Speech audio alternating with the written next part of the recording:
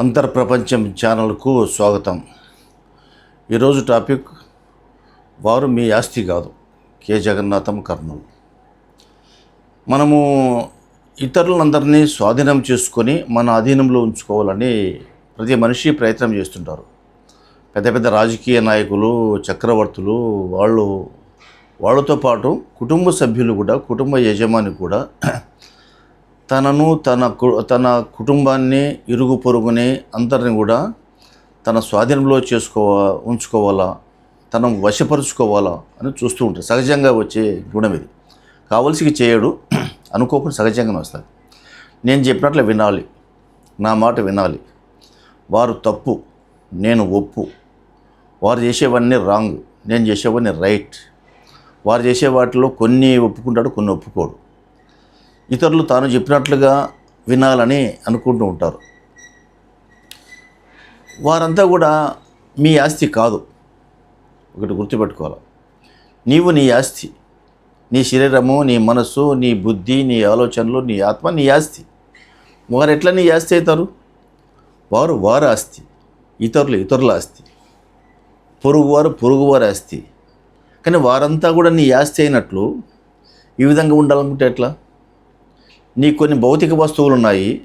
నీ భౌతిక వస్తువులు నీవు చెప్పినట్లు ఇక్కడ పెడతావు, మారుస్తావు, అక్కడ మారుస్తావు, ఉంటాయి. వాళ్ళు నీవు చెప్పినట్లు వినే ఒక భౌతిక పదార్థము, భౌతిక వస్తువు కాదు అది. వాళ్ళు అట్లా జీవించడానికి వచ్చారు, అట్లా జీవిస్తారు. నీవు ఇట్లా జీవించడానికి వచ్చి ఇట్లా జీవిస్తావు, ఇట్లా జీవించాలి. వాళ్ళు ఇలా ఉండాలి, అలా ఉండాలి, అది తప్పు, ఇది తప్పు అని నీవు చెప్పేకెవరు? మీరెవరు? మరి చెప్పకుంటే ఎట్లా? జ్ఞానం అని చెప్పాలి కదా అంటారు. చెప్పండి ఒకసారి, రెండుసార్లు, అంతేగాని పదే వాళ్ళ వెంట బట్టి వాళ్ళంతా మారలేదండి, వాడు మారడండి, వాడు నా మాట వినరండి అని అంటావు. ఇది రాంగ్. వారులాగా జీవించేకొచ్చినారు, నువ్వు నీలాగా జీవించేకొచ్చి నీవు ఎలా జ్ఞానం పొందాలో నువ్వు చేసుకో, మంచిదే. వారు ఏ విధంగా జ్ఞానం పొందాలో చేసుకుంటారు. వినలేదు వాళ్ళు, ఓకే రైట్. వింటే ఓకే, వినలేదు డబుల్ ఓకే చెప్పేసేయండి. కాబట్టి ఎవరి దీపాన్ని వారే వెలిగించుకోవాలి. నీ దీపాన్ని నువ్వే వెలిగించుకోవాలి, వారి దీపాన్ని వారే వెలిగించుకోవాలి. నీవు ఆ ఊర్లోనో, ఆ జిల్లాలోనో, దేశంలో ఉండే వాళ్ళందరి దీపాలు వెలిగించడానికి సృష్టికర్త నీ సృష్టించలేదు. నువ్వు ఎన్నిసార్లు దీపం అంటించేయబోయినా అది ఆరిపోతుంది. ఏం చేయగలవు? అది అసాధ్యమైన. కాబట్టి ఎవరి దీపాన్ని వాళ్ళే వెలిగించుకోవాలి. సహాయం చెప్పొచ్చు, జ్ఞాన మార్గాలు చెప్పు, తప్పులేదు. కానీ వారంతా నా మాట వినలేదు అంటే నీవేం చేస్తున్నట్లు? వారిని అందరినీ నీవు స్వాధీనపరుచుకొని, నీ అధీనంలో పెట్టుకొని, నీ సిద్ధాంతాన్ని, నీ విషయాలని, నీ పద్ధతులని అంతా కూడా వాళ్ళ నెత్తిన బలవంతంగా రుద్దడానికి ప్రయత్నం చేస్తున్నావు. ఇది కొంచెం మనం గమనంలో ఉంటే వస్తుంది. పెద్ద సమస్య ఏం కాదు ఇది. గమనంలో ఉండాలి. ఈ గమనం ఎప్పుడు వస్తుంది? ఈ జ్ఞానం ఎప్పుడు వస్తుంది? ధ్యానం చేస్తే జ్ఞానం వస్తుంది. ధ్యానం చేస్తూ ఉంటే ఎరుక వస్తుంది. ఎరుక వచ్చినా మళ్ళీ తప్పుతుంది. అప్పుడప్పుడు పర్మనెంట్గా ఉండదు.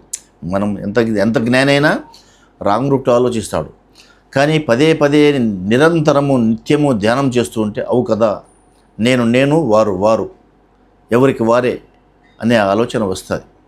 కాబట్టి అనవసరంగా ఇతర విషయాలలో జోక్యం చేసుకొని మన ఆరోగ్యాన్ని, మనసును, బుద్ధిని, ఆలోచనలను, ఆర్థిక విషయాలను, బంధుత్వాన్ని, స్నేహ సంబంధాలను, ఇవన్నీ కూడా మనం చెడిపోగొట్టుకోకూడదు. అవసరం లేని విషయాలు చెప్పొచ్చు. ఒకటైనా సరే ఓకే రైట్, నమస్తే, గుడ్ బై, టాటా అని చెప్పి అయిపోతాను.